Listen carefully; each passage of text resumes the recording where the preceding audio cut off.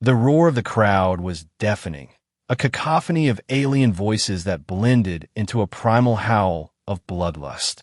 Oren stood at the entrance to the massive arena, his heart hammering against his ribcage as he took in the spectacle before him. The Eremos Coliseum stretched vast and imposing, circular tiers of seating rising like a mountain around the battle pit. Holographic advertisements flashed across the air, laser lights swept over the stands, and hovering camera drones zipped back and forth to capture every angle of the impending bloodshed. "Move it, death slave," growled the guard behind him, shoving Oren forward with the butt of an energy spear. The weapon's tip crackled with blue electricity, a silent warning of what would happen if he tried to flee. Oren stumbled, but caught himself, straightening his shoulders as he walked onto the arena floor. The sand beneath his boots was not actually sand at all, but a synthetic material designed to absorb blood efficiently while providing optimal footing for combatants. He had learned that during his brief and brutal training period. 3 standard months ago, Oren had been working as a mechanic on a dying outpost at the edge of the galaxy, scraping together whatever credits he could to pay off his family's debt. The outpost had been raided by mercenaries, and rather than killing everyone, they'd offered a choice: die or be sold to the Eremos fighting pits to work off the debt through combat. Oren had chosen the latter, clinging to the slimmest hope of survival. So far, he had managed to win 3 minor matches against other desperate souls. Nothing that would attract attention, just enough to keep him alive and chipping away at his debt. But today was different. Today was a mistake. High above the arena floor, seated in what appeared to be a floating throne of some kind, was a figure that drew every eye. Even from this distance, Oren could make out her distinctive appearance. Her skin had an unusual violet hue that seemed to shimmer under the arena lights. Long, silver-white hair framed a face of otherworldly beauty and cold, calculating eyes. But what caught Oren's attention most were the ornate chains wrapped around her arms, gleaming metal that pulsed with an inner light, like heartbeats of captured stars. "Behold!" boomed an announcer's voice, amplified to reach every corner of the massive structure. "Our champion remains unchallenged. Milani's the unconquerable. 176 challengers have fallen before her might. Who dares to be the 177th? The crowd went wild, stamping their feet and pounding on the barriers. The entire arena seemed to shake with their excitement. Oren's stomach dropped. This couldn't be right. He was scheduled to fight another debt slave like himself, not her. Not the legendary warrior whose exploits were whispered about with awe and terror throughout the galaxy. But even as he tried to back away, he knew there would be no retreat. "There's been a change in today's program," the announcer continued, his voice dripping with sadistic pleasure. "Our benefactor, the illustrious Lord Kataros, has decided to offer a special treat. The newest meat from the Outer Rim will face our champion." A spotlight found Oren, pinning him in its harsh glare. He squinted against the light, raising a hand to shield his eyes. The crowd's roar shifted into jeers and mocking laughter. He heard bets being shouted, not on whether he would win, but on how long he would last. 5 seconds? 10? Would he at least draw blood before being eviscerated? Lord Kataros. Oren recognized the name of the arena's owner, a notoriously cruel businessman who had built his fortune on the suffering of others. But why would someone so powerful take notice of an insignificant debt slave? The answer came in a flash of understanding. Oren had overheard guards talking about some kind of underground betting pool, where insiders were placing massive wagers on whether Milani's would ever be defeated, by throwing random fighters at her, especially those with no chance of victory. Lord Kataros could milk the spectacle while ensuring his champion remained undefeated. From her elevated position, Milani's rose from her throne. The crowd hushed momentarily, a wave of silence spreading through the arena as she stepped onto a circular platform. The platform detached from the royal box and descended slowly toward the arena floor, the chains on her arms glinting in the light. "Remember the legend," shouted the announcer, his voice dropping to an almost reverential tone. "It is said that the one who defeats Milani's will wield unimaginable power. power beyond mortal comprehension. But for 176 battles, that power has remained unclaimed.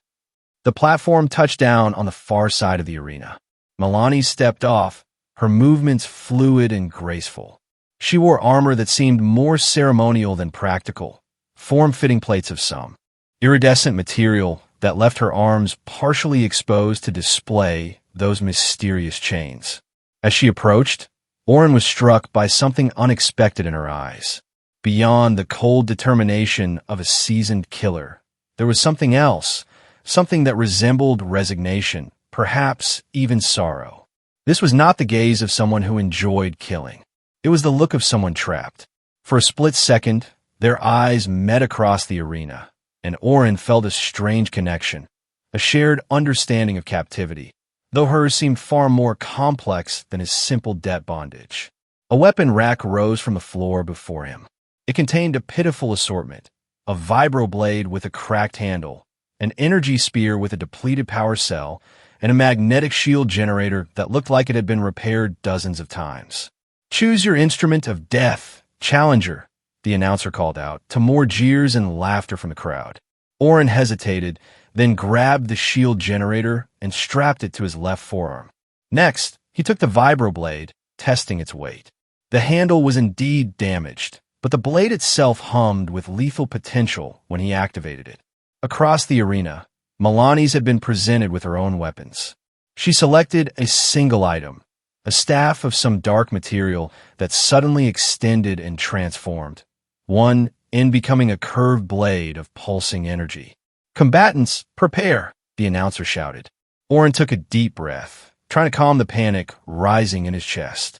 He had no formal combat training beyond the crash course given to debt slaves upon arrival, but he had always possessed a keen mind for patterns and weaknesses. If he was going to die today, which seemed all but certain, he would at least die thinking, "Let the battle commence." The announcer's voice reached a fever pitch, and a thunderous sound like a massive gong reverberated through the arena. Milani's moved with frightening speed, crossing half the arena in seconds. Her first strike came as a blur, the energy blade slicing toward Oren's neck in a deadly arc. Pure instinct saved him. He dropped into a crouch, the blade passing over his head close enough that he felt the heat on his scalp. The crowd gasped, clearly surprised he had survived the opening attack. Milani's didn't pause.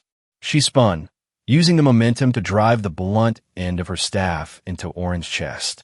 He managed to get the shield up just in time, but the force of the blow still sent him sprawling backward, skidding across the synthetic sand.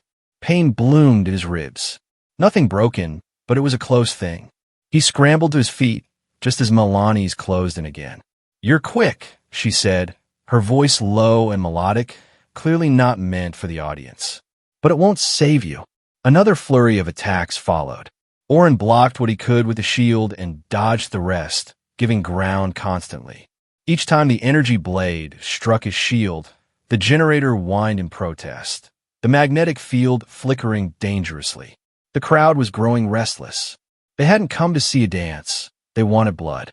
Boos began to replace the earlier excitement. "Fight back," someone screamed from the stands. Oren knew he couldn't keep retreating forever.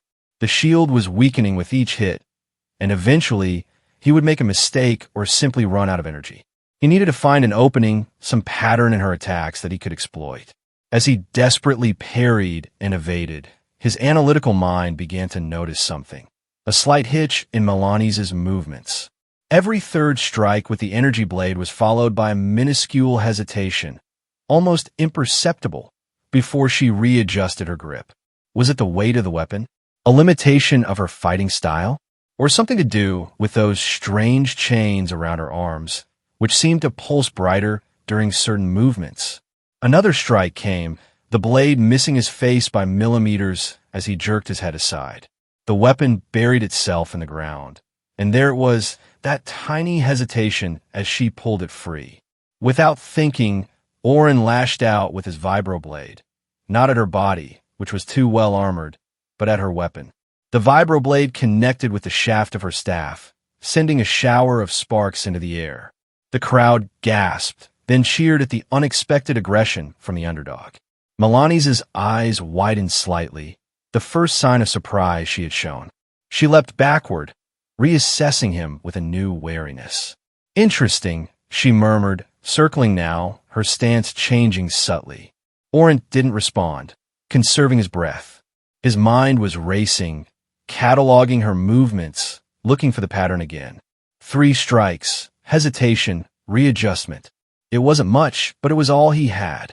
She came at him again, even faster this time. 1, 2, 3 strikes, and there was the opening.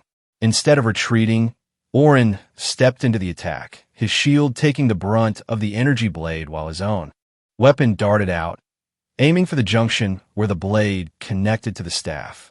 His timing was perfect. The vibroblade severed the energy emitter from the staff. The blade flickered and died, leaving Milani's holding a useless stick.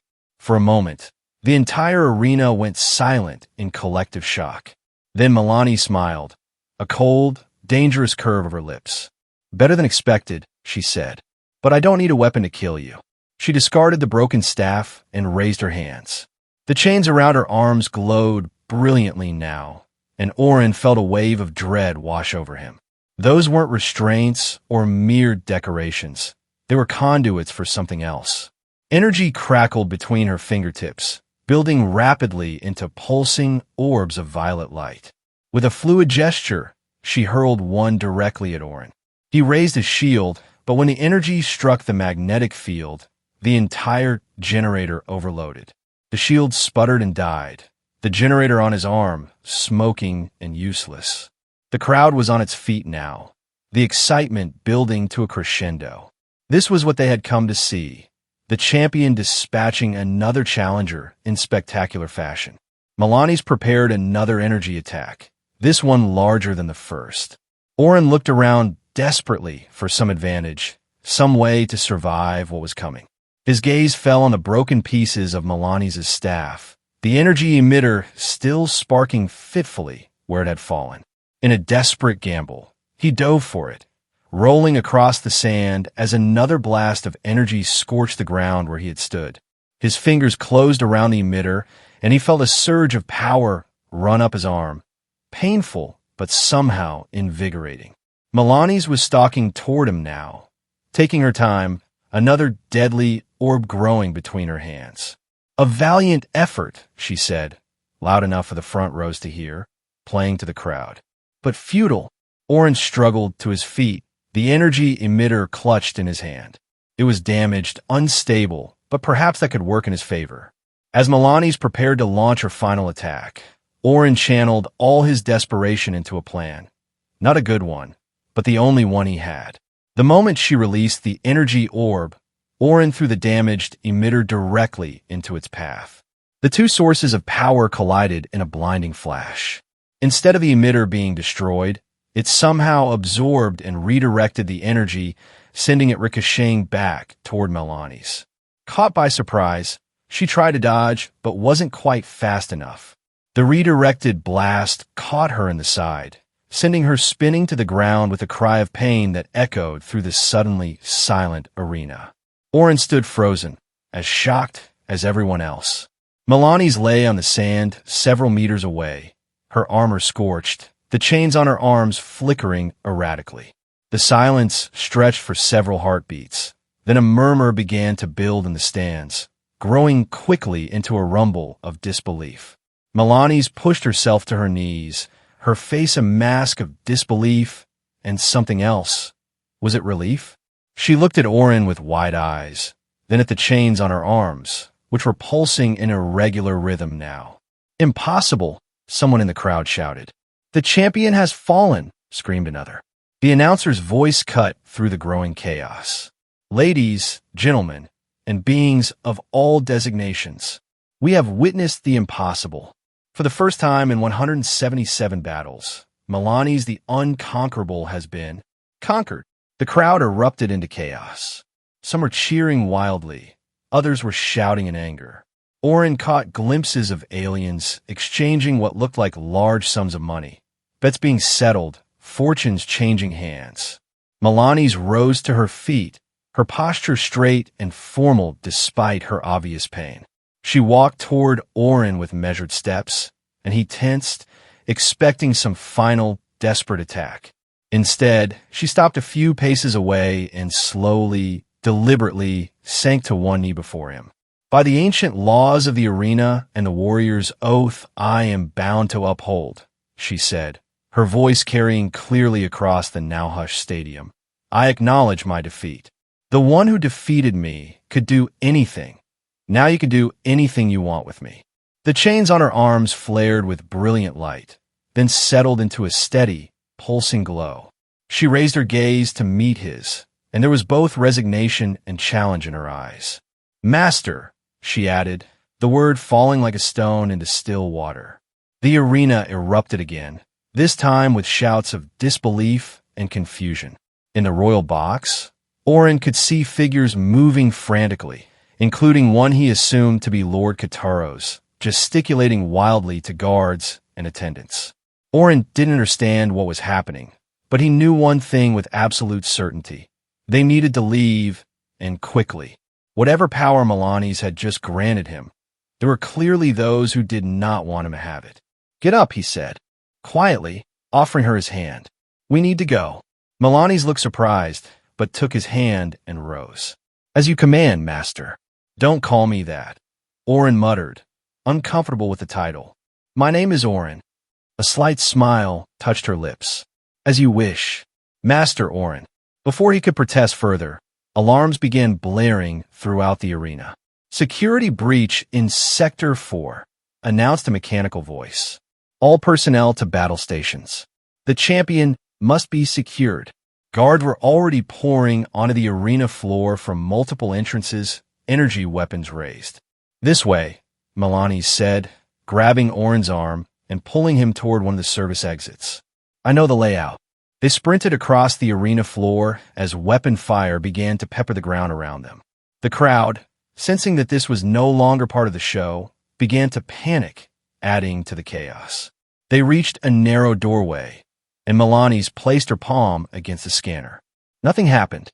They've already locked down my access, she said, frustration evident in her voice. Orin pushed her aside and examined the panel. It was a standard security system, not unlike those he had worked with as a mechanic. He pried off the cover and quickly rerouted several circuits.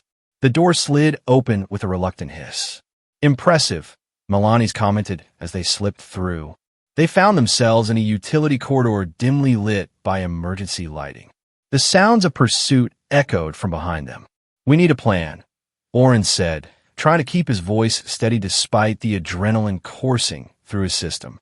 Milani's nodded. The landing bays are 3 levels up. If we can reach them, we might be able to commandeer a ship. Lead the way. They moved quickly through the maze of corridors. Milani's navigating with the confidence of someone who had spent years memorizing every passage. Twice they had to duck into side rooms to avoid patrols, pressing themselves into shadows as guards rushed past.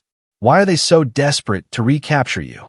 Orin asked during one such moment of hiding. Milani's glanced down at the chains on her arms, which continued to pulse with that strange light. Because of what I am, she said cryptically, and because of what you now control. Before Orin could press for a clearer explanation, she signaled that it was safe to move again. They continued their journey upward, using service ladders to avoid the main lifts, which would certainly be monitored. They had almost reached the landing bay level when a squad of heavily armed guards appeared at the end of the corridor before them. At the same moment, the sound of booted feet came from behind. Trapped, Orin muttered, looking frantically for an escape route. Milani stepped forward, raising her hands. The chains on her arms blazed with renewed intensity. Stay behind me, she ordered, all trace of subservience gone from her voice. Energy began to gather around her hands again, similar to what she had wielded in the arena, but more focused, more controlled. The guards opened fire, but their energy bolts seemed to dissipate before reaching her, absorbed into the growing aura of power that surrounded her. With a gesture that was almost beautiful in its deadly precision, Milani's released a wave of energy that rippled down the corridor.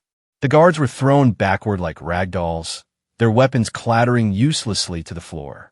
Orin stared in awe.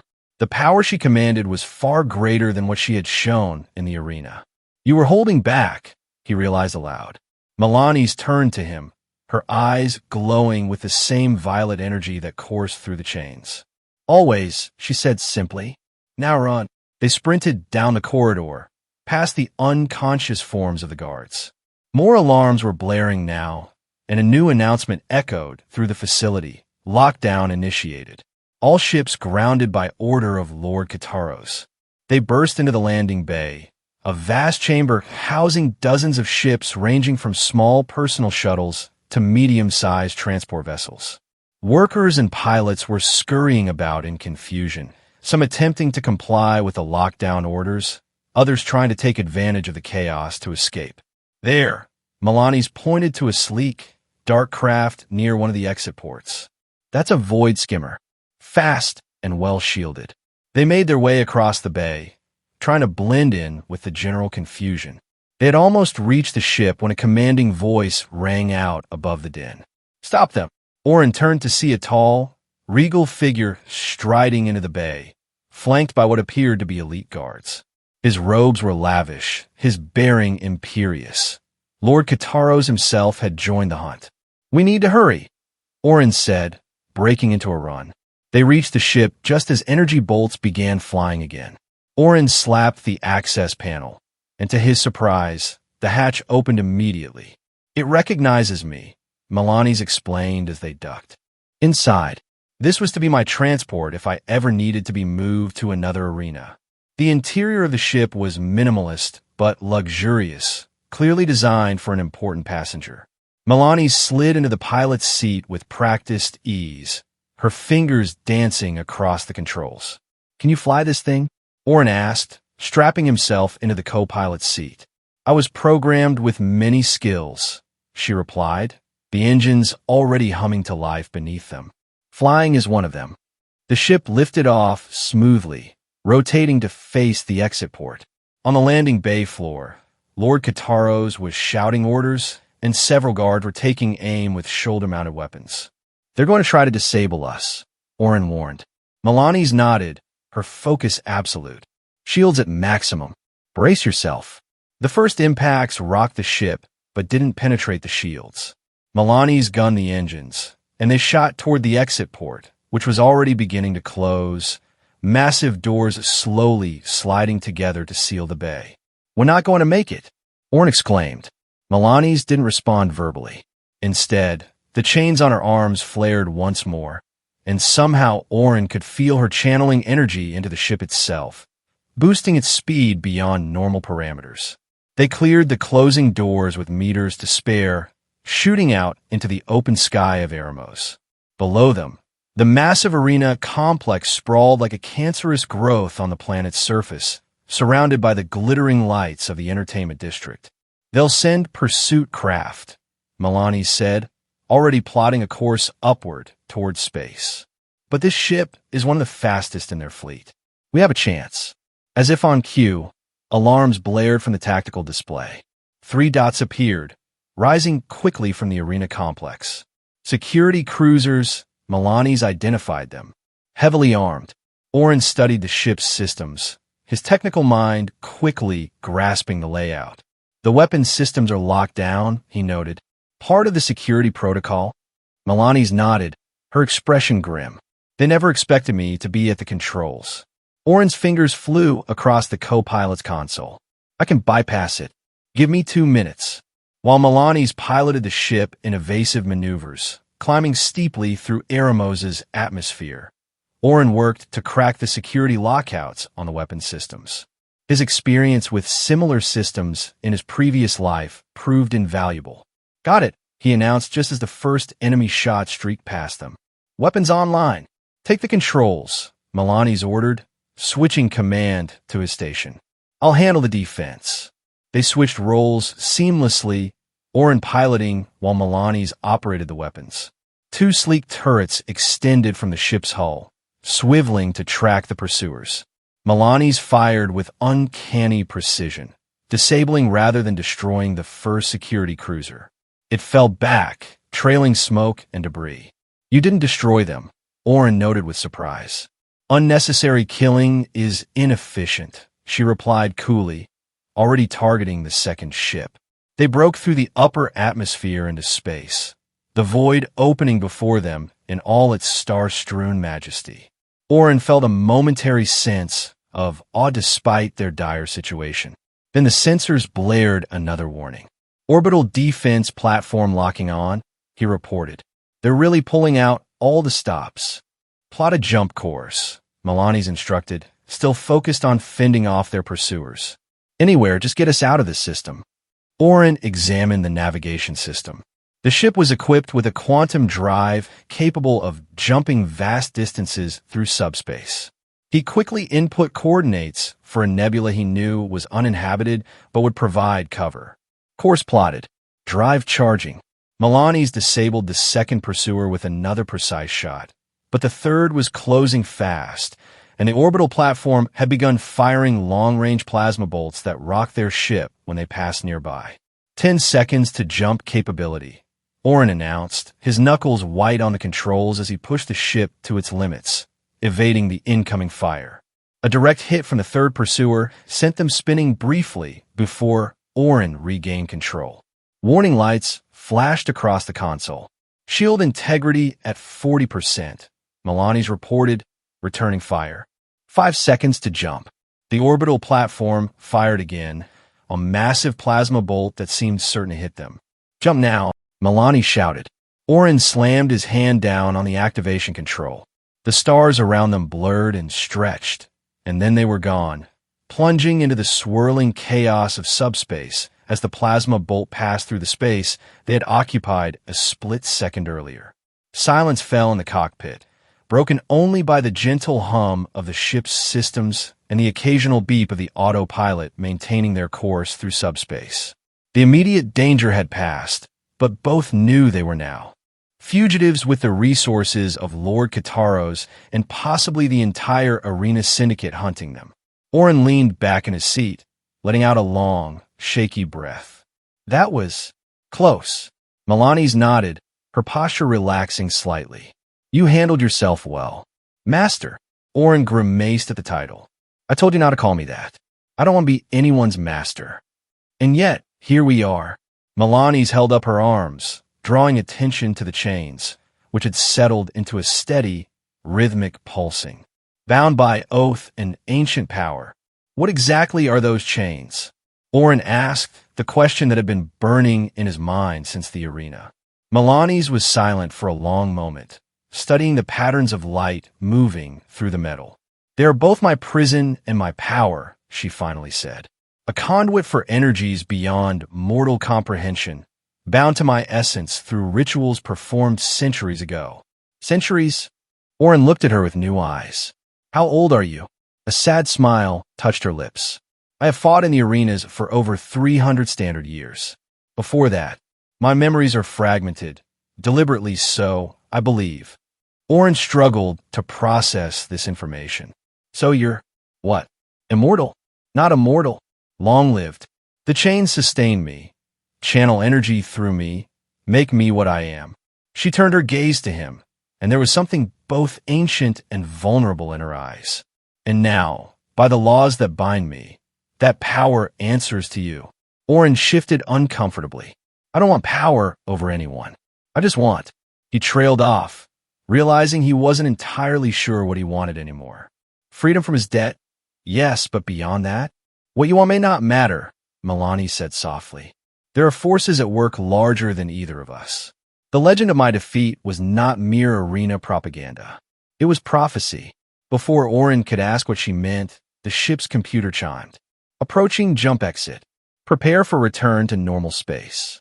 The swirling chaos outside the viewports collapsed back into the familiar starfield as they emerged from subspace. Before them hung a vast nebula, a cloud of gas and cosmic dust illuminated from within by the light of newborn stars. It was breathtakingly beautiful and, more importantly, devoid of any signs of pursuit. We should be safe here, at least temporarily, Orin said, checking the sensors. No signs of inhabited systems or traffic routes nearby. Milani's nodded, then suddenly winced her hand going to her side where she had been struck during their escape.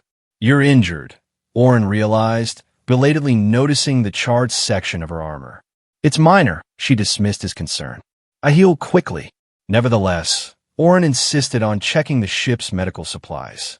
They found a well-stocked kit in one of the cabins, and despite her protests, he helped her remove the damaged section of armor to treat the wound beneath. The injury was indeed already healing, the edges of the burn knitting together at a visible rate. Still, Orin cleaned and dressed it properly, his touch gentle despite his lack of medical training. "Thank you," Milani said when he had finished, genuine gratitude in her voice. It was perhaps the first thing she had said to him that wasn't colored by subservience or strategic necessity. "You're welcome." Orin packed away the medical supplies, then asked the question that had been nagging at him since their escape. "Where do we go from here?" Milani's expression grew serious. "The chains that bind me are connected to an ancient power source. If we are to understand what has happened, what it means for you to be my—" She hesitated over the word. "Master, then we must seek the Ravelawn Temple." "Ravelawn Temple," Orin repeated. "I've never heard of it." "Few have. It exists on a planet long abandoned, at the edges of what was once the Ascendant Empire. It is there that these chains were forged, and there that we might find answers, perhaps even a way to remove them."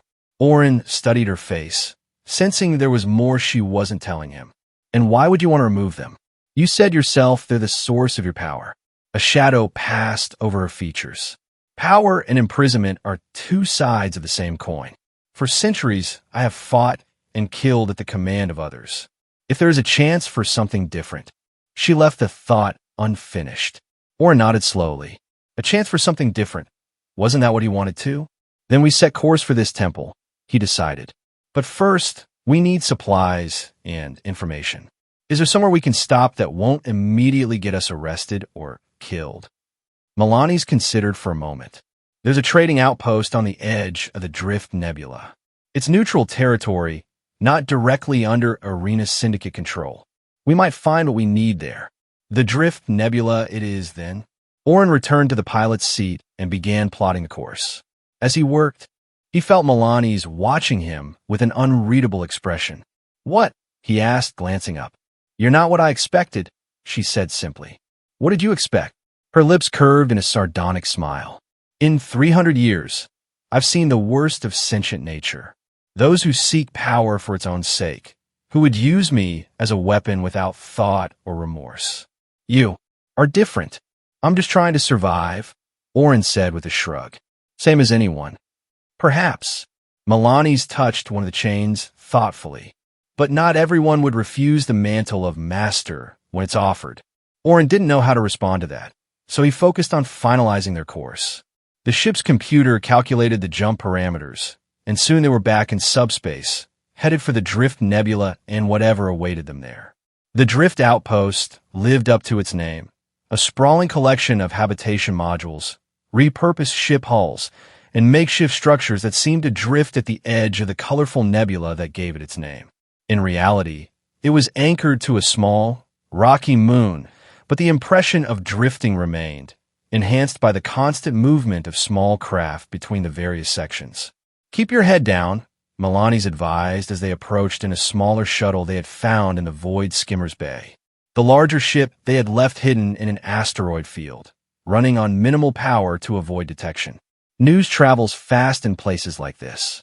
She had exchanged her distinctive arena armor for plain clothing found aboard the ship, though nothing could be done about her violet skin or the chains that still adorned her arms. They had managed to partially disguise them with loose sleeves, but the occasional pulse of light was still visible if one looked closely. Orin had also found new clothes, discarding his arena combat gear with no small amount of relief. They had agreed on a cover story. They were independent salvagers looking for work and supplies. It wasn't uncommon in this part of space, and might just be generic enough to avoid unwanted attention. They docked at one of the peripheral bays, paying the fee with credits found in the ship's emergency fund. As they were concluding their transaction, Orin noticed a group of rough-looking individuals entering the square. Their eyes scanned the crowd with purpose, not the casual observation of regular visitors. "We may have company," he murmured to Melanes, subtly indicating the newcomers with a tilt of his head. Melanes glanced in their direction, her posture tensing almost imperceptibly. "Bounty hunters," she whispered. "Professional ones. We should leave." They moved casually away from the weapons dealer, merging with the flow of foot traffic. The bounty hunters continued their sweep of the area, but hadn't appeared to spot them yet. How they find us so quickly? Orin wondered as they navigated toward a less populated corridor. "Lord Kataros has extensive connections," Melanes replied. "And I am valuable property." The way she said property made Orin's stomach twist with disgust. The idea of anyone being owned, especially someone as clearly intelligent and capable as Melanes, reminded him too much of his own debt bondage. They were making good progress toward their docking bay when a shout rang out behind them. "There!" The violet-skinned female. Abandoning all pretense of calm, they broke into a run. Shouts and the sound of heavy footfalls followed as the bounty hunters gave chase. "This way," Melanes said, grabbing Orin's arm and pulling him down a narrow side passage. The service corridor was dimly lit and cluttered with abandoned cargo containers, slowing their pursuers momentarily. They emerged into what appeared to be a small marketplace, startling the vendors and customers as they raced through. Behind them, the bounty hunters were gaining ground, shoving people aside with little regard for safety. "Stop them," one of the hunters bellowed. 10,000 credits for the woman." The mention of credits caused several opportunistic outpost dwellers to take interest, reaching out to try to grab at Melanes as they passed. Orin pulled his newly acquired blaster, firing a warning shot into the ceiling. "Back off," he shouted, and the immediate threat receded as people ducked for cover. They rounded another corner and found themselves facing a dead end, a maintenance hatch that was firmly sealed. "Allow me," Melanes said, the chains on her arms glowing beneath her sleeves. She placed her palm against the locking mechanism, and energy visibly flowed into it. With a spark and the smell of burning circuitry, the hatch slid open. They ducked through just as the first bounty hunter rounded the corner, his weapon raised. Orin slammed his fist on the interior emergency lockdown button, and the hatch slid shut again with a reassuring clang. "That won't hold them for long," he warned, looking around at what appeared to be a maintenance tube, running between sections of the outpost. "It doesn't need to," Melanes replied, already moving forward. "We just need to reach our shuttle." They hurried through the dimly lit passage, the sounds of their pursuers trying to force the hatch growing fainter behind them. After several minutes of navigating the maze-like maintenance system, they emerged near their docking bay. To their dismay, two armed figures were already waiting by their shuttle. "More bounty hunters," Orin whispered, pulling Melanes back into the shadows of the maintenance exit. She nodded grimly. They would have split their forces to cover obvious escape routes. "Options." Melanes surveyed the docking bay. "We could try to find another ship. Stealing would draw even more attention," Orin countered. "And we don't have time to negotiate purchase of another vessel."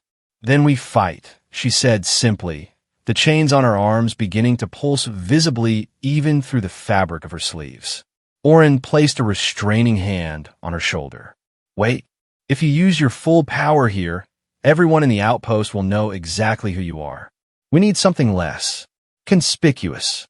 His eyes fell on a stack of cargo containers being prepared for loading onto a nearby freighter. A plan formed in his mind. "Cover me," he said, slipping out of their hiding place and moving stealthily toward the containers. While Melanes kept watch, Orin reached one of the control panels managing the loading system. His mechanical expertise came in handy once again as he quickly rewired the automated loader. With a few precise adjustments, he overrode the safety protocols. Returning to Melanes, he explained his plan in hushed tones. She nodded, a glimmer of respect in her eyes. "On my mark," Orin said, taking out his blaster and adjusting the setting to low power. 3, 2, 1. He fired at the control panel he'd modified. As expected, the system short-circuited spectacularly, sending sparks cascading across the bay. The automated loader suddenly activated, its mechanical arms swinging wildly out of control. The bounty hunters, startled by the malfunction, turned their attention to the potential danger.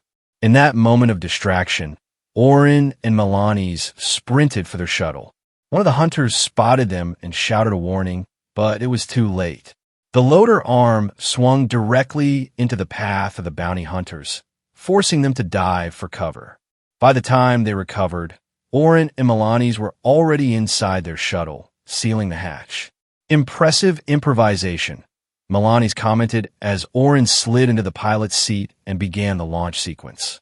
Just basic engineering, he replied with a small smile, feeling an unexpected sense of pride at her approval.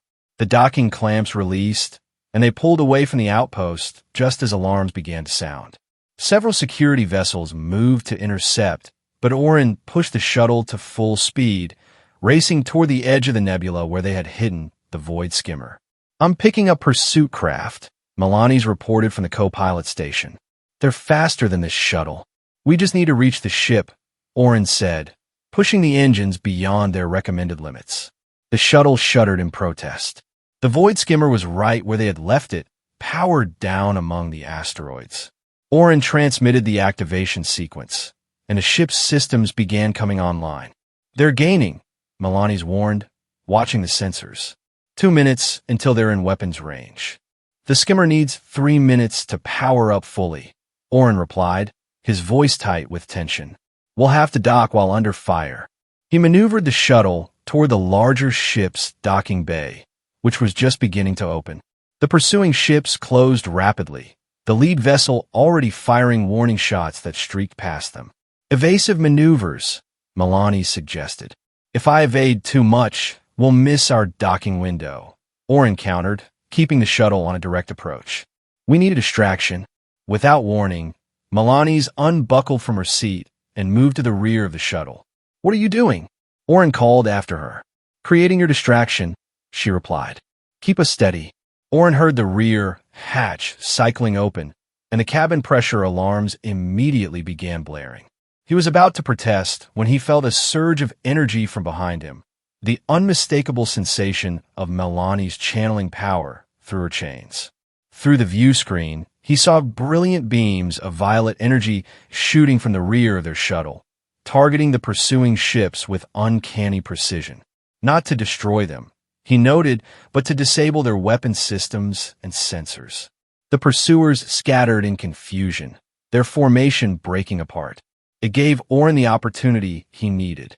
He guided the shuttle into the void skimmer's docking bay just as the larger ship systems reached operational capacity. The moment the shuttle was secure, artificial gravity and atmosphere were restored. Orin raced to the main bridge, finding Melanie's already there, her hands dancing across the controls. The chains on her arms were glowing brightly after her power expenditure, but her face showed only determination. "Jump coordinates already programmed," she informed him. "We have approximately 30 seconds before they regroup." Orin took the pilot's position, quickly assessing the ship's status. All systems operational. Preparing to jump. The void skimmer pulled away from the asteroid field, its powerful engines coming to life. Behind them, the pursuit vessels were regrouping, but too late. The quantum drive engaged, and they vanished into subspace, leaving their hunters far behind. Once they were safely in transit, Orin turned to Melanie's. "That was risky, exposing your abilities like that." She shrugged, the gesture somehow elegant despite its casualness. "They already knew enough to come after us. Now, they'll simply have confirmation of what they're dealing with." "And what exactly are they dealing with?" Orin asked, voicing the question that had been building since their escape from Eremos. "Were you really? And what is this power that I supposedly control now?" Melanie's was silent for a long moment, the pulsing light of her chains casting shadows across her face. When she finally spoke, her voice was subdued. "I am what the ancients called a nexus vessel, a being attuned to cosmic energies and bound to channel them according to certain rules." She held up her arms, the chains gleaming. "These are not mere restraints, but conduits, forged at the Ravlon Temple in an age when such things were still understood." "And the master thing?" The temples created Nexus vessels with safeguards. One who proves themselves worthy through combat becomes the vessel's guide, or master, in the common tone. It prevents the power from being used without supervision. Orin frowned. So, I'm supposed to supervise you? Tell you when to use your powers? A small, sardonic smile curved Melani's lips. In theory. In practice, most masters simply use their vessels as weapons or tools for personal gain. It's why Lord Kataro's kept me in the arena for centuries, a controlled environment where I could fight but never truly be defeated. Until now, Orin murmured. Until you, she corrected. And now we've upset a very delicate balance of power. The ship's computer chimed, indicating they were nearing their first waypoint, a small, uninhabited star system where they planned to change course to throw off any potential trackers. As Orin made the necessary adjustments to their route, he contemplated what Melani's had told him. The responsibility she described was not one he had asked for or wanted. Yet here he was, bound to her by ancient protocols he barely understood. These Nexus vessels, he said finally. How many are there? Once hundreds. Now, she shook her head. I don't know. I was isolated in the arena for a very long time. There could be others still in bondage, or perhaps I am the last. The sadness in her voice struck Orin unexpectedly. He tried to imagine what it must be like to exist for centuries, fighting endless battles, with no hope of freedom or true connection. The Ravelon Temple, he said decisively. You believe we'll find answers there? Maybe a way to free you from these chains. Her eyes met his, a complex mix of emotions in their depths. Yes, but it won't be easy. The temple was hidden away for a reason. Its secrets were deemed too dangerous for common knowledge. Then we'd better start figuring out exactly where it is, Orin declared, already pulling up the ship's navigational database. Because I may not have asked to be your master, but if there's a chance to set you free from this bondage, I'm going to take it. Melani's looked at him with genuine surprise, as if the concept of someone wanting to free her rather than control her power was utterly foreign. Perhaps, after centuries of servitude, it was. Thank you, she said simply. Orin nodded, uncomfortable with her gratitude. He wasn't doing this to be heroic. He just couldn't stand the idea of anyone being enslaved, having so recently escaped that fate himself. As they charted their course to the coordinates Melani's provided, neither was aware of the far-reaching consequences their decision would trigger, or the forces already aligning against them across the galaxy. The journey to the Ravelon Temple required multiple jumps through increasingly remote star systems.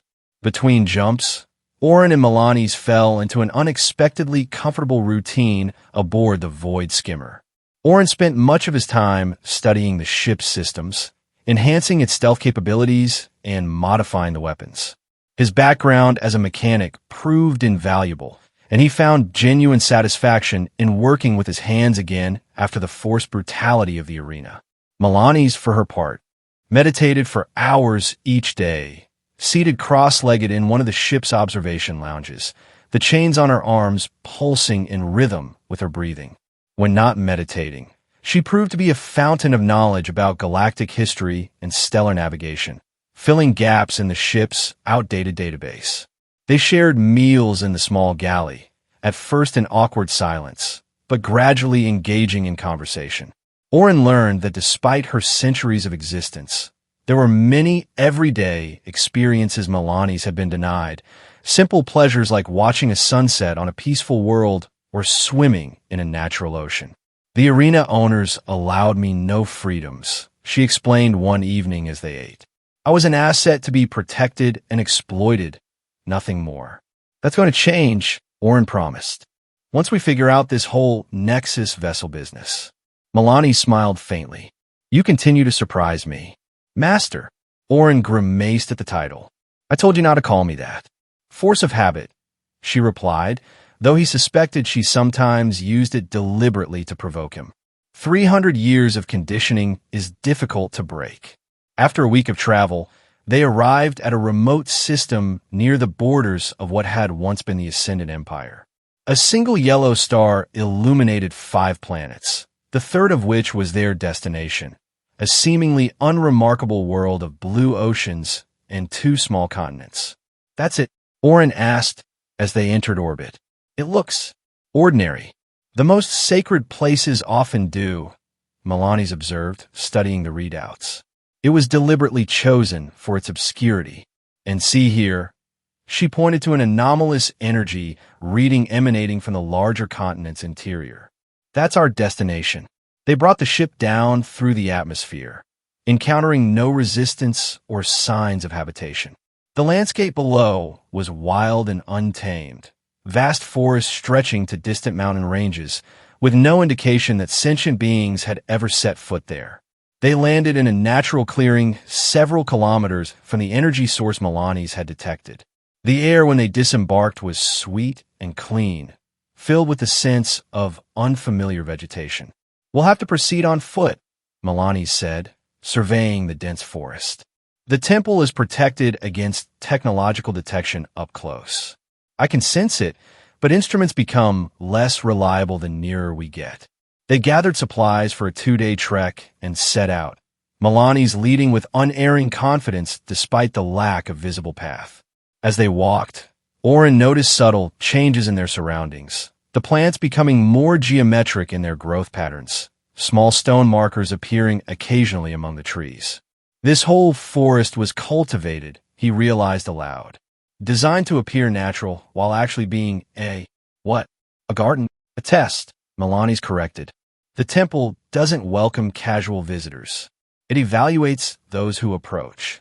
As if to confirm her words, they emerged into a clearing to find their path blocked by what appeared to be a solid wall of shimmering energy, translucent but impenetrable. Now what? Orin asked, studying the barrier. Milani's approached it cautiously, the chains on her arms beginning to glow in response to the energy field. I must be recognized, she said, placing her palm against the barrier. Light flowed from her chains into the field, creating ripples of color that spread outward. For a moment, nothing else happened. Then, slowly, an opening appeared in the barrier, a doorway just large enough to pass through. Quickly, Milani's urged. It won't remain open long. They stepped through, the barrier sealing behind them with a soft hum. The forest on this side was different, the trees more orderly, with strange symbols carved into their trunks, glowing faintly with the same energy that had formed the barrier. We're in the outer sanctuary now, Milani's explained. The temple itself should be just beyond that rise. They crested the hill, and Orin stopped in his tracks, breath catching in his throat. Below them lay not the building he had expected, but an entire complex. White stone structures arranged in concentric circles around a central pyramid, all integrated harmoniously with the surrounding forest. The Temple of Revlon, Milani said softly, reverence in her voice. I haven't seen it in a very long time. As they descended toward the complex, Orin noticed that while the structures appeared ancient, they showed no signs of decay or abandonment. Everything was immaculately maintained, yet they had seen no caretakers. Who tends this place? He asked. The temple itself, Milani's replied. It is alive in its way, self-maintaining, self-healing. They reached the outermost circle of buildings, low, column structures that reminded Orin of meditation pavilions. Inside one, they found a relief carved into the wall, depicting humanoid figures with chains similar to Milani's, channeling energy into what appeared to be barren worlds that then bloomed with life. The original purpose of the Nexus vessels, Milani's explained, tracing the carving with her fingertips. We were created to help restore worlds damaged in the Great Collapse, to channel cosmic energy for healing and renewal. What changed? Orin asked, studying the peaceful scene depicted in the carving. Power attracts those who would misuse it, she said simply. The ability to restore can also be the ability to destroy. When certain guides began using their vessels for conquest rather than restoration, the temples were hidden away and knowledge of the vessels was suppressed. They continued toward the center of the complex, passing through increasingly elaborate structures. In each, they found more carvings and occasionally holographic displays that activated as they approached, showing scenes from an era long past, a golden age of restoration and harmony, followed by conflict and ultimately concealment. It's preserving its own history, Oren realized, waiting for someone worthy to return. Finally, they reached the central pyramid. Unlike the other structures, its entrance was sealed, a door of solid stone with no visible means of opening it. Now comes the true test, Milani said, standing before the door. She turned to Oren, her expression solemn. As my guide, you must command me to open the way. Oren frowned, uncomfortable with the implication. I don't want to command you to do anything. Nevertheless, that is how it must be, she insisted. The temple recognizes the bond between vessel and guide. It must see that bond in action. Reluctantly, Oren nodded. All right, Milani's I command you to open the door. The words felt wrong in his mouth, too reminiscent of the arena masters and their casual cruelty. Milani's placed both hands against the stone door, the chains on her arms glowing brighter than Oren had ever seen. Energy flowed from her into the structure, and symbols began to appear on the previously blank surface, lighting up one by one in complex patterns. It's asking for identification, she explained, her voice strained with effort. My designation and yours. The symbols continued to shift and change, eventually forming two distinct patterns that burned brightly on the stone. With a deep, resonant sound, the door began to split down the middle, revealing a passage leading into the pyramid's heart. Milani's lowered her arms, visibly drained by the effort. We may enter, she said simply. The interior was a single vast chamber, illuminated by soft light that seemed to emanate from the walls themselves. At the center stood a circular platform surrounded by 9 pillars, each inscribed with symbols similar to those on Milani's chains.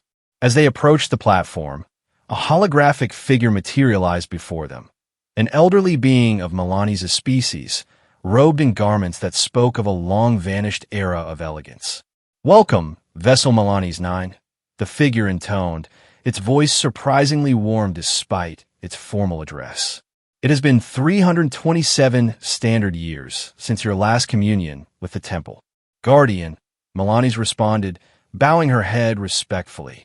I return with a new guide, seeking knowledge and perhaps release. The holographic guardian turned its attention to Oren, studying him with piercing eyes that seemed far too aware for a mere projection. You are not what we expected, it said finally. I get that a lot, Oren replied, trying to hide his discomfort under humor. He defeated me fairly in combat, Milani's interjected. According to the ancient laws, he is now my rightful guide. Combat, the guardian repeated, a note of sadness in its voice. Always it comes to combat. The old ways have been corrupted indeed. It turned its gaze back to Milani's. You wish to show him the truth of your creation? Of his responsibility? Yes, she confirmed. And to learn if there's a way to release me from bondage without the usual consequences. The hologram nodded slowly. Place yourself upon the platform. The temple will share what you seek. Milani stepped onto the circular platform without hesitation. After a moment's reluctance, Oren joined her. The moment both stood at the center, the pillars around them began to glow, energy arcing between them to form a dome of light. Prepare yourself, Milani's warned, taking Oren's hand. This will be intense. Before he could respond, the world around them dissolved into streams of pure information, flooding directly into his consciousness. Images, emotions, and understanding cascaded through his mind faster than he could process. He saw the creation of the first Nexus vessels, volunteers who underwent a process that bound them to cosmic energy sources, allowing them to channel power beyond mortal comprehension. He witnessed them restoring dead worlds to life, healing rifts in space, accomplishing miracles. Then came the corruption, ambitious guides using their vessels for domination, forcing them to destroy rather than create. The ensuing conflicts devastated entire systems.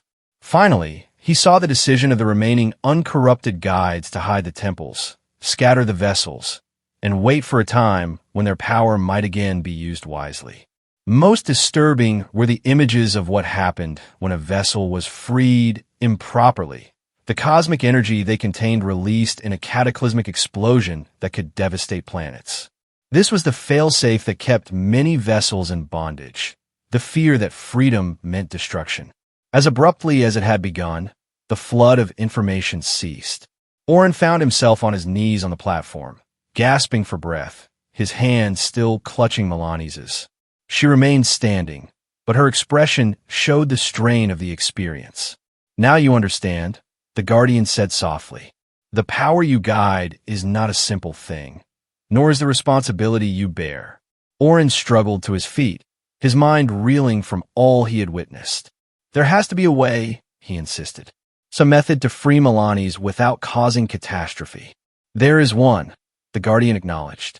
"But it requires what few guide vessel pairs have ever achieved, true harmony." "What does that mean?" Orin demanded. The hologram gestured, and a new image appeared in the air between them. Two figures intertwined in a dance of light, sharing energy rather than one commanding the other. "A true bond," the Guardian explained. "Not master and servant, but equal partners. The guide must be willing to share the burden of the cosmic energy, taking a portion into themselves. The vessel must trust the guide completely, without reservation." "Is it dangerous?" Orin asked, already suspecting the answer. "Extremely," the Guardian confirmed. "If the bond is imperfect, both could be destroyed. If successful, the vessel's chains will be transformed, their power shared, and thus no longer requiring the safeguards of control." Melani's turned to Orin, her eyes wide with a hope she seemed afraid to fully embrace. "It's more than I dared to expect," she said quietly. "But I cannot ask this of you. The risk." "You're not asking," Orin interrupted. "I'm offering." He hadn't realized his decision until the words left his mouth, but as soon as they did, he knew they were true. The images of Melani's centuries of bondage, forced to fight and kill for the entertainment and profit of others, had stirred something deep within him, a resolve to end that cycle, whatever the cost. "This is not a choice to be made in haste," the Guardian cautioned. "The ritual of shared ascension requires preparation, both physical and mental. And there is another concern, those who would seek to prevent it." As if on cue, alarms began to sound throughout the temple, a high, keening wail that set Orin's teeth on edge. "The outer barriers have been breached," the Guardian announced, its form flickering with distress. "Unauthorized vessels have entered temple airspace." "Lord Kataros," Melani said grimly. "He's found us." The Guardian nodded. "The temple's defenses will engage, but they were designed for stealth, not warfare. You must prepare for confrontation." Orin's mind raced. "How long for this ritual? Can we complete it before they reach us?" "The shared ascension cannot be rushed," the Guardian replied. "It requires hours of preparation and absolute concentration. Then we fight," Orin decided, drawing the blaster he had purchased at the outpost. It seemed woefully inadequate now, but it was better than nothing. "No," Melani's countered, placing a hand on his arm. "We should flee and return when it's safe." The Guardian shook its head. "The temple has been discovered. It will soon relocate to protect its secrets." "Relocate," Orin repeated in disbelief. "The entire complex. It was designed to shift between pocket dimensions if compromised," the Guardian explained. "Once the process begins, you would not be able to find it again for perhaps centuries." They were trapped in an impossible situation, unable to complete the ritual in time, unwilling to abandon their chance at freedom, and facing superior forces closing in rapidly. "There is one other option," the Guardian said hesitantly. "A temporary measure that might buy you the time you need." "What?" both Orin and Melani's asked simultaneously. "The Imperial Seal," the Guardian replied. "An artifact of the Ascendant Empire, stored here for safekeeping. It can amplify a Nexus vessel's power tremendously, perhaps enough to repel your pursuers." "At what cost?" Melani's asked sharply, clearly suspicious of such convenient help. "The amplification is taxing," the Guardian admitted, "and it would require absolute trust between you. The guide must channel his commands through the seal. The vessel must execute them precisely." One misstep could result in catastrophic energy discharge. It was another risk piled atop the many they already faced. But as the alarms continued to wail, announcing the approach of Lord Kataros and whatever forces he had brought, Orin knew they had little choice. "Where's this seal?" he asked. The Guardian gestured, and a section of the chamber's floor slid open, revealing a small pedestal rising from below. Atop it sat a disc of some unknown metal, inscribed with symbols that matched those on Milani's chains. "Please consider carefully," the Guardian urged. "The power of command amplified through the seal is intoxicating. Many guides have been corrupted by it, becoming the very tyrants the temples sought to prevent." Orin approached the pedestal slowly, aware of Milani's watching him with a complex mixture of hope and apprehension. He understood her fear. After centuries of subjugation, she was about to hand even greater control to someone she barely knew. "I won't misuse it," he promised, meeting her eyes directly. "This is about buying time for your freedom, nothing more." After a long moment, she nodded. "I trust you," she said simply, though whether she truly meant it or was simply accepting the necessity of their situation, Orin couldn't tell. He lifted the seal from its pedestal. It was surprisingly light, almost weightless in his hands, yet he could feel power thrumming through it like a heartbeat. "How does it work?" he asked the Guardian. "Place it against your chest," the hologram instructed. "The seal will bond temporarily with both guide and vessel, creating a conduit for enhanced commands." Orin did as instructed, placing the disc against his sternum. Immediately, he felt a jolt of energy surge through him, the seal seemingly melting into his flesh before re-solidifying as a gleaming medallion affixed to his chest. Across from him, Milani's gasped as her chains flared with brilliant light, new symbols appearing along their length. "The connection is established," the Guardian announced. "Use it wisely, and remember, the goal is not destruction, but rather buying time for the greater work of liberation." A new alarm sounded, more urgent than before. "They have breached the inner sanctuary," the Guardian reported. "You have minutes at most." Orin and Milani's exchanged a determined look, then hurried from the central chamber, back toward the temple entrance. As they emerged into the open air, they saw multiple ships descending toward the complex, sleek, deadly vessels bearing the insignia of Lord Kataros's personal fleet. "There are too many," Milani said grimly, watching as armored figures began to disembark from the nearest ship. "Even with the seal's amplification, I cannot fight them all. We don't need to defeat them," Orin realized. "We just need to hold them off long enough to complete the ritual." He turned to her, placing his hands on her shoulders. "Milani's, I command you to create a barrier around the central pyramid, impenetrable to all but us." The formal words of command felt strange in his mouth, but through the seal, he felt their impact, a surge of power flowing from him to Milani's, directing but not controlling. She nodded, her eyes beginning to glow with the same violet energy that now poured from her chains in waves. She raised her arms, and the energy expanded outward in a dome of light, encompassing the pyramid and a small area around it. The barrier shimmered into visibility, solid and impenetrable, just as armed troops began to converge on their position. Energy weapons' fire splashed harmlessly against the shield, dissipating in flashes of light. Through the translucent barrier, they could see the frustration of their attackers as they realized their prey was beyond reach. "It's holding," Orin observed, "but for how long?" "Not indefinitely," Milani's admitted, strain already showing in her voice. "The seal amplifies my power, but the energy still comes from me." A new ship descended, larger and more ornate than the others. It landed beyond the barrier, and a ramp extended from its side. The figure that emerged was tall and imperious, clothed in elaborate robes that spoke of vast wealth and power, undoubtedly Lord Kataros himself. He approached the barrier, studying it with cold calculation rather than the frustration of his troops. When he spoke, his voice was somehow projected through the energy field, reaching them clearly. "An impressive display," he said, his tone conversational despite the circumstances. "But ultimately futile.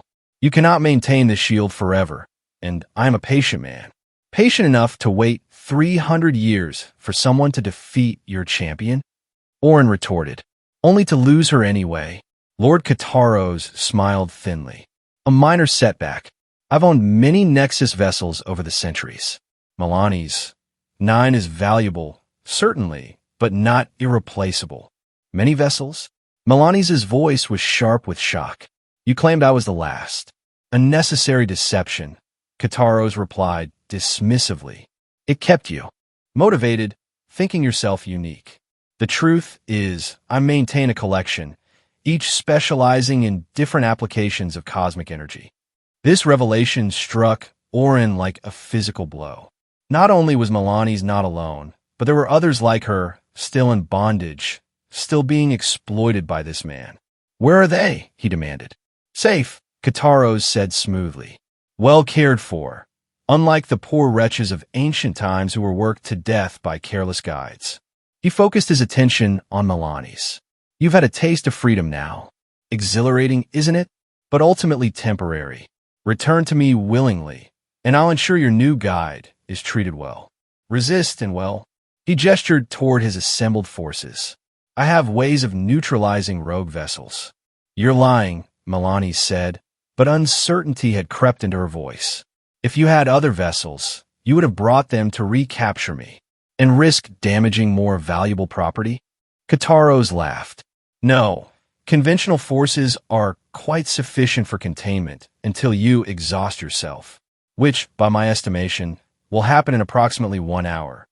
He made a show of checking a timepiece on his wrist. Perhaps less, given the strain of maintaining such a powerful barrier. He wasn't wrong. Orin could see the toll the sustained effort was taking on Milani's. Despite the seal's amplification, sweat beaded on her brow, and the glow of her chains had developed an unsteady flicker. They needed to buy more time, and there was only one way Orin could think to do it. Milani's, he said quietly, so that only she could hear. I'm going to command you to expand the barrier. Push them back. Her eyes widened. That would drain me completely. We'd have no energy left for the ritual. Not if we're smart about it, Orin replied. Trust me. After a moment's hesitation, she nodded. Orin turned back to face Lord Kataros, who was watching their whispered exchange with evident amusement. You seem to be discussing your surrender, the Lord called out. A wise decision. Actually, Orin replied, we were discussing this. He placed his hand on the seal affixed to his chest. Milani's, I command you to expand the barrier. Push them back to their ships. Through the seal, he felt the command flow, but with a crucial difference. He was channeling his own energy into it as well, instinctively sharing the burden rather than simply directing it. The Guardian hadn't mentioned this was possible, but somehow, Orin knew it could be done. Milani's gasped as she felt the unexpected support, her eyes meeting his in surprise and gratitude. Together, they focused on the barrier, which suddenly pulsed with renewed strength. It expanded outward in a wave of energy, forcing Lord Kataros and his troops to retreat hastily toward their vessels. Impossible, Kataros snarled, his composed facade cracking for the first time. No untrained guide should be able to. He cut himself off, a new calculation visibly taking place behind his eyes. The temple has shown you the shared ascension, he realized aloud. You actually intend to attempt it. Not just attempt, Orin declared, maintaining the flow of energy to Milani's. We will succeed. Kataros's expression shifted from anger to something closer to fear. You have no idea what you're tampering with. The power unleashed in a successful shared ascension could destabilize entire star systems if mishandled. Then it's fortunate we don't intend to mishandle it, Milani's replied, her voice stronger now with Orin's support. The barrier continued to hold firm at its new perimeter, keeping Kataros and his forces at a safe distance from the central pyramid. The Lord studied them for a moment longer, then turned abruptly and strode back to his ship, issuing commands to his officers. He's planning something, Milani's warned as they watched the troops regrouping. Undoubtedly, Orin agreed. But we've bought ourselves some time. Let's use it. They retreated back into the pyramid, where the Guardian awaited them. You have shown remarkable synchronicity already, the hologram observed. Perhaps the shared ascension is not as far beyond your reach as I feared. How do we begin? Orin asked, still maintaining a portion of his awareness on the barrier outside. First, the seal must be returned, the Guardian instructed. It was only meant as a temporary measure. The true bond must be formed without such amplification. Orin nodded, reaching for the seal on his chest. With a mental command to release, the disc detached from his body, once again becoming a solid object in his hand. As he placed it back on its pedestal, Milani's visibly sagged, the strain of maintaining the barrier on her own returning. I can hold it for perhaps an hour, she estimated, her voice tight with effort. No more. Then we have 1 hour to complete a ritual that normally takes several, Orin concluded. Guardian, guide us. The hologram gestured, and the floor of the chamber reconfigured itself, creating a shallow pool at the center filled with what appeared to be liquid light. 9 channels radiated outward from the pool to the bases of the pillars surrounding them. The basin of communion, the Guardian explained. Both guide and vessel must immerse themselves. The waters will facilitate the energy transfer. What exactly is this transfer? Orin asked, eyeing the glowing liquid dubiously. A portion of the cosmic energy bound within Milani's will flow into you, the Guardian explained. In return, your essence, your life force, if you will flow into her. The result is balance, symbiosis rather than bondage. And the risks? If either of you resist the process, even unconsciously, the energy could rebound catastrophically. Both would be destroyed, along with much of this continent. The Guardian's expression was solemn. Furthermore, even if successful, you will be changed. No guide who has undergone the shared ascension has ever remained entirely human. Orin glanced at Milani's, who was watching him intently, clearly prepared to accept his refusal if he offered it. Outside, he could sense the barrier weakening as she divided her concentration between it and their conversation. I made my decision when I took your hand in the arena, he said quietly. I'm not backing out now. Relief and something deeper flooded her eyes. Without further hesitation, she began to remove her outer garments, revealing the full extent of the chains that traced patterns not just on her arms, but across her torso and back as well. Orin followed suit, stripping down to the minimal clothing required for modesty. The Guardian instructed them to stand at opposite sides of the pool. You must enter simultaneously, it directed. Once immersed, focus only on each other. The temple will guide the energy flow, but your wills must be in perfect alignment for the transfer to succeed. They positioned themselves as instructed. Outside, Orin could hear the distant sound of energy weapons, Kataros' forces testing the weakening barrier. Ready? He asked Milani's. She nodded, a mixture of fear and determination in her eyes. Remember, no matter what you experience, no matter what you see or feel, don't resist the flow, she cautioned. That's what causes the catastrophic failures. I won't resist, he promised. At the Guardian's signal, they stepped into the pool together. The liquid light swirled around their legs, surprisingly warm and almost viscous in texture. As they waded toward the center, it rose higher, enveloping them up to their waists, then chests. When they reached the center, standing face to face, the Guardian began to recite words in an ancient language, and the pillars around them pulsed with increasing intensity. The chains on Milani's body glowed brilliantly, the symbols shifting and changing before Orin's eyes. Now, the Guardian instructed, join hands and submerge completely. They clasped hands, Milani's grip strong and steady despite the strain she was under maintaining the outer barrier. Their eyes met one last time above the surface of the glowing liquid, and Orin saw in hers a trust he had done little to earn, but was determined to honor. Together, they took a deep breath and sank beneath the surface. The moment they were fully submerged, the world as Orin knew it ceased to exist. He found himself adrift in a sea of cosmic awareness, his consciousness expanding beyond the confines of his physical form. Stars and galaxies wheeled around him, And yet he was also acutely aware of Melani's presence, her essence intertwined with his. He could feel the incredible power she contained, the raw energy of creation and destruction bound within the vessel of her being. It was both terrifying and awe-inspiring, a force that could reshape worlds or reduce them to ash. And now, a portion of that power was flowing into him, burning through his veins like liquid fire. Instinctively, he wanted to resist, to pull back from this overwhelming influx.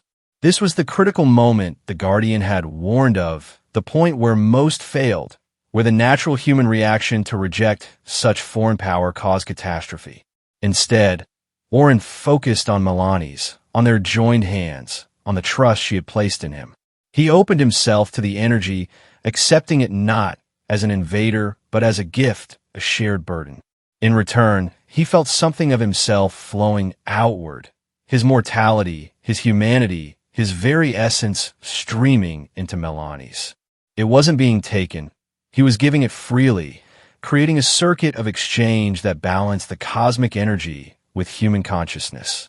Images flashed through his mind. Melani's memories, centuries of existence compressed into moments.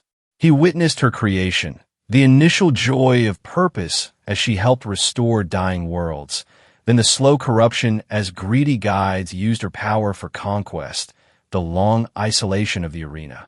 Battle after battle, year after year, the hope slowly draining from her until meeting him.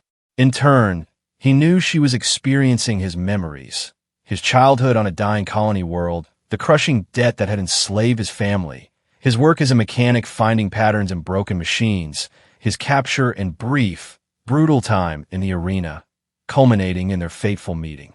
The flow of energy intensified, becoming almost unbearable. Outside their joined consciousness, Orin was dimly aware of the physical world, the pool boiling around them, the pyramid shaking, the barrier Melani's had maintained collapsing as all her power redirected to the ritual. He sensed Lord Kataros and his forces rushing toward the temple, weapons ready, intent on stopping what was happening before it was complete. They wouldn't make it in time. The process had reached its crescendo. With a final surge of energy that felt like it might tear him apart, Orin embraced the transformation fully. He felt the chains that bound Melani's shatter, not physically, but on some fundamental level of reality. The cosmic energy bound within her redistributed, half flowing into him, half remaining with her, but now freely given rather than imprisoned. They broke the surface of the pool together, gasping for air. The liquid light had changed, now clear as water, but still faintly luminescent. The chains on Melani's body had transformed as well. No longer heavy restraints, but delicate, intricate patterns that glowed with a soft, steady light. Similar patterns had appeared on Orin's skin, tracing across his arms and chest like living circuitry. "It is done," the Guardian announced, its holographic form seeming more substantial somehow. "The shared ascension is complete." Melani's looked at her transformed body in wonder, flexing her arms as if testing that they were truly hers to command. "The chains," she whispered. "They're different, as are you both," the Guardian confirmed. "No longer vessel and guide, but ascended pair, equals in power and purpose." Orin felt the change within himself, a humming energy that permeated every cell, a heightened awareness of the world around him, including the approaching threat. "Kataros," he said, turning toward the entrance. "He's almost here. Let him come," Melani's replied. And for the first time since he had met her, Orin saw her smile without reservation, without the shadow of bondage darkening her eyes. "We are ready." They emerged from the pyramid to find Lord Kataros and a squad of elite guards advancing across the temple grounds, weapons raised. The Lord stopped short when he saw them, clearly recognizing what had occurred. "You fools," he snarled. "Do you have any idea what you've done?" "Freed ourselves," Melani's replied simply. "Free?" Kataros laughed harshly. "You've simply exchanged one form of bondage for another. Now you're both chained to powers you can't possibly understand." "Unlike you," Orin countered, "we don't seek to understand power, only to control it." We seek to use it as it was intended, to restore, not to dominate. Kataros' face contorted with rage. Take them, he ordered his guards. Alive if possible, but I want them contained. The guards advanced, energy weapons charging. Orin and Melanie's exchanged a glance, a silent communication passing between them. Through their new bond, they could feel each other's intentions as clearly as their own. As the first shots were fired, they moved in perfect synchronicity. Melanie's raised a hand, creating a shield that absorbed the energy blasts. Simultaneously, Orin channeled power through his newly marked skin, directing it not at the guards, but at their weapons, which overloaded and deactivated in their hands. Impossible, one of the guards muttered, staring at his useless weapon. Kataros, seeing his advantage evaporating, drew a sidearm of his own. Not a standard energy weapon, but something smaller, more ancient in design. I had hoped to avoid this, he said, aiming not at them, but at the ground between them. But you leave me no choice. He fired, and a small device embedded itself in the earth, immediately activating with a high-pitched whine. Orin felt an immediate disruption in the energy flowing through him, a painful jamming of the power he had just begun to control. Nexus Disruptor, Melanie's gasped, clearly experiencing the same effect. Ancient technology used during the vessel conflicts. Precisely, Kataros confirmed, his confidence returning. Designed specifically to neutralize ascended pairs. Rare and incredibly valuable, but I've always believed in being prepared for every contingency. The disruptor's effect intensified, driving Orin and Melanie's to their knees. The beautiful patterns on their skin flickered erratically, the connection between them distorting like a signal caught in interference. You see, Kataros approached, careful to stay outside what he must have calculated as the safe perimeter around. The disruptor. Power is meaningless without the knowledge to protect it. I've spent centuries studying the Nexus vessels, collecting artifacts like this, preparing for every possibility. Through the pain and disruption, Orin reached for Melanie's hand. Their fingers intertwined, and even through the disruptor's effect, he felt their connection strengthen slightly. A new understanding dawned on him. The disruptor wasn't blocking their power. It was isolating them from each other, preventing the synchronized use of their abilities. Perhaps you have, Orin acknowledged, fighting through the discomfort to speak clearly. But there's something you don't understand about what just happened in that pyramid. And what would that be? Kataros asked condescendingly. We didn't just share power, Melanie's continued, picking up Orin's thought as naturally as if it were her own. We shared knowledge, including, Orin added, the knowledge of how these temples truly work. With their free hands, they each pressed a palm to the ground, channeling what energy they could muster despite the disruptor's interference. It wasn't directed at Kataros or his men, but the temple itself, activating protocols buried deep within its foundations. The ground beneath them trembled, and a low humming filled the air. The guardian's voice echoed around them, no longer confined to the pyramid, but emanating from the entire complex.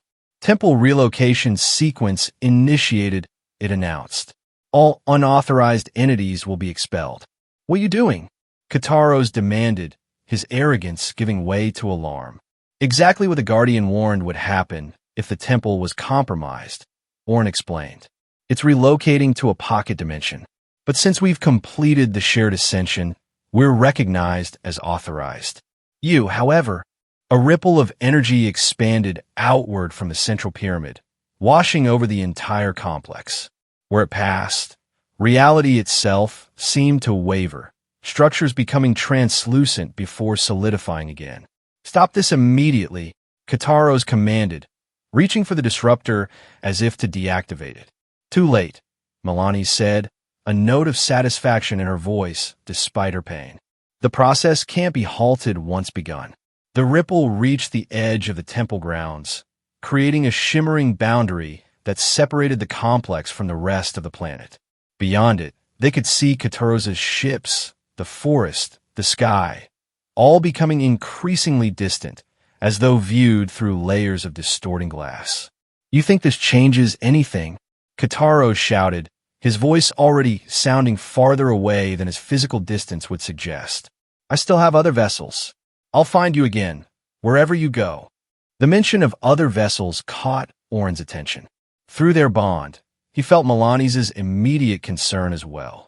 If Kataros truly had other Nexus vessels in captivity, they couldn't simply hide away in a pocket dimension while others suffered as Melani's had. With a shared understanding that required no words, they made a decision. As the relocation process accelerated, they channeled their remaining energy not into escaping with the temple, but into modifying its destination. Guardian, Orin called out, we request a modification to the relocation protocol. Specify, the holographic voice responded. We choose to remain in normal space, Melani's explained. But we request all knowledge contained within the temple regarding Nexus vessels, their locations, their liberation, everything, be transferred to us before it departs. There was a moment of silence, as if the ancient intelligence was considering this unprecedented request. Finally, it spoke again. Request acknowledged. Data transfer initiating. A new flow of information cascaded into their minds. Star charts showing the locations of other hidden temples. Records of all known Nexus vessels created during the ancient times. Methods for identifying them despite disguises or alterations. And most importantly, the knowledge to liberate them as they had liberated themselves. The disruptor, caught in the dimensional shift, began to malfunction, its whine becoming erratic. Freed from its effects, Orin and Melani's rose to their feet, still hand in hand. No! Kataros lunged forward, attempting to reach them, but it was too late. The boundary between dimensions solidified, and he passed straight through the space where they stood, finding himself on the other side of the complex entirely. Data transfer complete, the Guardian announced. Temple relocation in final phase. Around them, the beautiful structures of the Temple of Revlon began to fade from reality, becoming ghostly, then transparent, then gone entirely, except for the small area where Orin and Melani stood, which remained solid and present. When the process was complete, they found themselves standing in a small clearing in the forest, all traces of the massive complex erased as if it had never existed. The only signs of its former presence were the patterns now permanently etched into their skin and the vast repository of knowledge in their minds. Lord Kataros and his forces stood some distance away, weapons raised but expressions uncertain, clearly baffled by what they had just witnessed. It's over, Kataros, Orin called to him. The temple is gone, beyond your reach forever. Nothing is beyond my reach. The Lord snarled, though his usual confidence seemed hollow now. I still have ships, armies, resources you can't imagine. And we have this, Melani's replied, raising her hand. The patterns on her skin glowed brightly, and above them, the sky darkened as if a storm were gathering. But it was no natural tempest. It was a manifestation of her power, now freely controlled rather than channeled through chains of bondage. Orin raised his hand as well, his own patterns illuminating in harmony with hers. The earth beneath Kataros and his men trembled, not violently, but with unmistakable power. We could destroy you, Orin stated calmly. But that's not what this power is for. Instead, Melani's continued, we're giving you a choice. Release the other vessels you hold captive. End your involvement with the arena system. Walk away from all of it, and we'll let you live out your days in peace. And if I refuse? Kataros challenged, though his voice lacked conviction.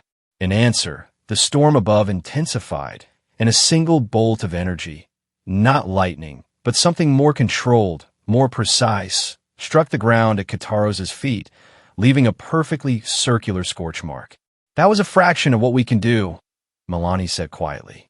The choice is yours. For a long moment, Lord Kataros stared at them, calculation and rage warring in his expression. Finally, his shoulders sagged slightly, the posture of a man unaccustomed to defeat but recognizing its inevitability. You win this round, he conceded, but do not mistake strategic retreat for surrender. The galaxy is vast, and my resources are many. We will meet again. He turned to his guards. Back to the ships. They watched as Kataros and his forces withdrew, boarding their vessels and lifting off from the planet's surface. Through their shared awareness, both Orin and Milani's knew this wasn't truly the end. Kataros wasn't the type to accept defeat, and his threat of future confrontation was undoubtedly sincere. But that was a concern for another day. For now, they had more immediate priorities. He was telling the truth about having other vessels. Milani said once the ships had disappeared from view. I can sense it now, through the knowledge the temple gave us. Orin nodded. I feel it too. At least 3 others, possibly more. We have to find them, she said with quiet determination. Free them as we've been freed. We will, he promised. But first, we need to understand our own capabilities. This power, he looked down at the glowing patterns on his skin, it's beyond anything I could have imagined. Milani smiled, and in that smile was a freedom and joy that transformed her entire being. No longer was she the cold, controlled warrior of the arena, nor the bound servant calling him master. She was something new, something whole. It was meant for creation, not destruction, she reminded him. For healing worlds, not conquering them. Then that's what we'll use it for, Orin decided. We'll find and free the other vessels, yes. But we'll also begin to restore what was lost, help worlds that are suffering use this power as it was intended. They made their way back to where they had left the Void Skimmer. The ship seemed almost primitive now compared to the cosmic awareness they had gained, but it would serve its purpose as they began their new journey. As they prepared for departure, Milani's paused at the foot of the boarding ramp, looking back at the clearing where the temple had stood. What is it? Orin asked, sensing her hesitation through their bond. For centuries, I called men master because I had no choice, she said softly. I hated the word, hated what it represented. She turned to him, her eyes reflecting the starlight. But what happened in that temple? The way you shared the burden instead of imposing it. Perhaps there's a different kind of mastery. Not dominance, but partnership. Orin stepped closer to her, taking her hand. The patterns on their skin pulsed in synchrony where they touched. I never wanted to be anyone's master, he said, but I'm honored to be your partner in whatever comes next. Her lips curved in a smile that held promise and possibility. I think I prefer a partner as well, she agreed. Though perhaps, occasionally, when you've done something particularly impressive, her eyes sparkled with mischief. I might still call you master, just to remind us both how far we've come. Orin laughed, a sound of pure freedom. I can live with that. Hand in hand, they boarded the ship and set course for the stars. Behind them lay bondage and battle. Ahead, a galaxy full of vessels to free, worlds to heal, and a future neither of them could have imagined in the blood-soaked sands of the arena where they first met. Milani's glanced at Orin as they entered the vastness of space, the transformed chains on her arms glowing with a gentle, steady light. She said the one who defeated her could do anything, she mused, echoing her own words from what seemed a lifetime ago. Now, she calls him partner. I like the sound of that, Orin replied, the ship accelerating into the infinite possibilities that awaited them. Stepped out into the outpost proper. Orin was assaulted by a cacophony of sights, sounds, and smells. Beings of dozens of species crowded the narrow passages, trading goods, information, and occasionally threats. The air was thick with the scent of exotic foods, mechanical lubricants, and too many bodies in too small a space. First priority is information, Milani said, her voice low. We need to know if word of our escape has spread this far. Orin nodded. And supplies. Food, maybe weapons. They made their way through the throng, keeping to the shadows where possible. Despite their caution, Orin noticed several beings giving Milani's curious or appreciative glances. Her striking appearance was not easily concealed. They found a public information terminal in what passed for a central square, a wider section of corridor where several passages met.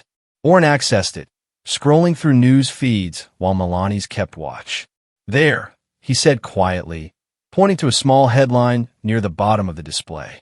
Unrest at Eramo's arena following unprecedented champion defeat. Details restricted by order of Lord Kataros. They're trying to control the narrative, Milani's observed. Good. It means they haven't broadcast our identities widely yet. They'll be searching discreetly first. They continued through the outpost, stopping at various merchants to gather the supplies they needed. At a weapons dealer's stall, they purchased energy cells and a pair of compact blasters. Nothing flashy, just reliable defensive weapons. As they